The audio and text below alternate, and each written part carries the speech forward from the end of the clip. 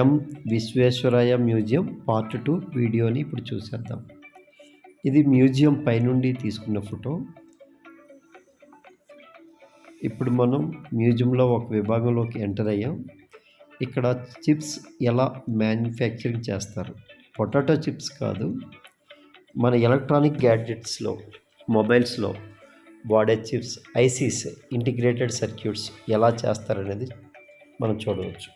So అక్కడ radiation effect కాకుండా వాళ్ళు మన కరోనాలో పీపీఈ కిట్లు వేశారు కదా, అటువంటి డ్రెస్సెస్తో ఉంటారు. సో అక్కడ జరిగే ప్రాసెస్నంతా మనం ఈ మ్యూజియంలో చూడవచ్చు. చూడండి, ఫైనల్గా డిఫరెంట్ టైప్స్ ఆఫ్ ఐసీస్ ఉన్నాయి కదా, చూసాం కదా. ఇప్పుడు మనం కమ్యూనికేషన్ సిస్టమ్ ఎలా జరుగుతుందనేది చూద్దాం. ఫోన్ మాట్లాడేటప్పుడు హలో అన్నా అంటే హలో డైరెక్ట్గా అవతల వ్యక్తికి రీచ్ అవ్వదు. ఆ వర్డ్స్ అనేవి మాడ్యులేషన్, డీమాడ్యులేషన్ ద్వారా అవతల వ్యక్తిని రీచ్ అవుతాయి. సో ఆ ప్రాసెస్ అంతా మనకి ఇక్కడ ఎక్స్ప్లెయిన్ చేయబడింది. నెక్స్ట్ మనం ఏం మాట్లాడినా మన మొబైల్ ద్వారా ఫస్ట్ శాటిలైట్ని రీచ్ అయ్యి, శాటిలైట్ నుంచి సో దగ్గరలో ఉండే టవర్ ద్వారా ఫైనల్గా డెస్టినేషన్ రీచ్ అవుతుంది. ఆ సిస్టమ్ ఇప్పుడు మీరు వీడియోలో చూస్తున్నారు కదా. సో డిఫరెంట్ టైప్స్ ఆఫ్ కమ్యూనికేషన్లో శాటిలైట్ కమ్యూనికేషన్ ఒకటి. సో ఈ వీడియోలో మీరు చూస్తున్న శాటిలైట్ ద్వారా కమ్యూనికేషన్ ఎలా జరుగుతుందో బెంగళూరు సిటీ కూడా మనం చూస్తున్నాం. సో ఒక ఎగ్జాంపుల్గా దాన్ని ఆర్టిఫిషియల్గా డిజైన్ చేసి చూపించారు.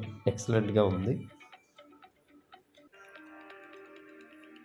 మొబైల్ కమ్యూనికేషన్ సిస్టమ్ జరిగే ప్రాసెస్నంతా జస్ట్ మనకి ఫొటోస్ ద్వారా ఎక్స్ప్లెయిన్ చేయడం కూడా జరిగింది. మీరు కూడా చూడండి, అలా ఓకేయండి. మొబైల్ కమ్యూనికేషన్ సిస్టమ్ మీద ఫైబర్ ఆప్టిక్స్. నెక్స్ట్ వన్ ఫైనల్గా మనం చూసేది అయితే ఇక్కడ ఒక విషయం ఏంటంటే, మనమే కాదు, ఇది విజిట్ చేసిన రోజు January 1, 2022. సో ఇక్కడ మనతో పాటు చాలామంది విజిటర్స్ వచ్చారు, అది కూడా మీరు చూసే ఉంటారు. సో ఇది గ్లోబల్ పొజిషనింగ్ సిస్టమ్. సిటీ చాలా బాగుంది కదా, బెంగళూరు సిటీ ఎక్సలెంట్గా ఉంది. నెక్స్ట్ రాడార్ వ్యవస్థ. ఏరోప్లేన్స్ చాలా గాల్లో వెళ్తుంటాయి, ఎప్పుడు కూడా ఏవి అంత స్పీడ్లో కూడా యాక్సిడెంట్ కాకుండా ఎలా వెళ్తాయి అనుకుంటాం కదా, దానికి కారణం రాడార్ వ్యవస్థ. షిప్స్ సముద్రంలో ఎలా ట్రావెల్ చేస్తాయి అనే క్వశ్చన్ చాలామందికి ఉంటుంది.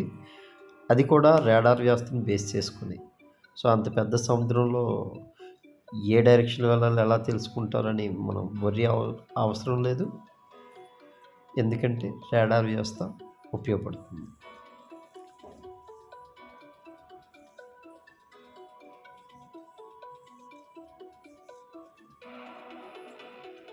Sonar, sound navigation and ranging.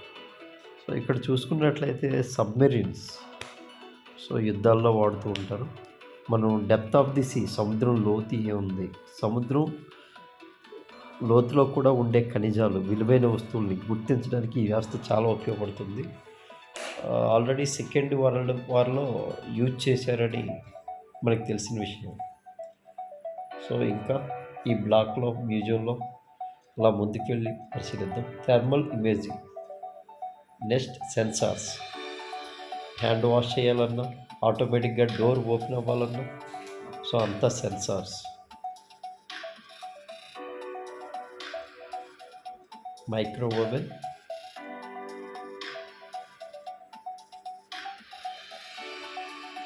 చెప్పాను కదా, మనతో పాటు చాలా విజిటర్స్ వచ్చారు. లోపల ఒక సైంటిస్ట్ కూర్చున్నారు. సో నిజానికి మనిషి కాదు. Mile stones in electronics. Up to 2004 ఎలక్ట్రానిక్స్లో ఉండే డెవలప్మెంట్స్ అన్నీ అక్కడ ఎక్స్ప్లెయిన్ చేశారు. Next electronic theatre. చూసారుగా ఎలక్ట్రానిక్ థియేటర్. సో ఇంటర్నెట్ ఎలా వర్క్ చేస్తుంది, చూడాలనుకుంటే మ్యూజియంని తప్పకుండా ప్రతి ఒక్కరూ, పిల్లలు పెద్దలు అందరూ కలిపి వెళ్ళి చూడవచ్చు. Piano, yeah, walk on piano. Piano మీద వాక్ చేస్తుంటే మ్యూజిక్ ఆటోమేటిక్గా వస్తుంటుంది.